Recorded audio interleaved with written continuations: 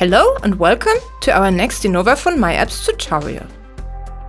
In today's video, we would like to introduce three-way conference calls with the Phone app and the Softphone app. You are already in an established phone call with someone. Now, click on the button Start Consultation. You can now either use the search field to look for the new destination, or you can enter the phone number directly, or you can select a contact from your favorites or from your call history. Go ahead and click on the green handset symbol to initiate the phone call.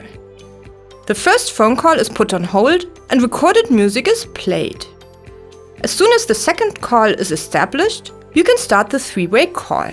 With the call put on hold, click on the little conference button indicated with the three dots connected with lines. The three-way conference call is established and you are connected with both parties.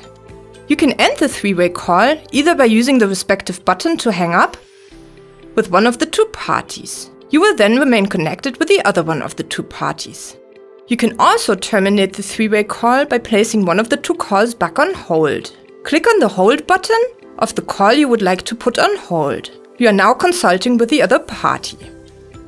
You can switch back and forth between the two calls as you please by always activating the call on hold with the green Retrieve button. Click on the conference button with the three dots connected by lines again to establish the three-way call once more.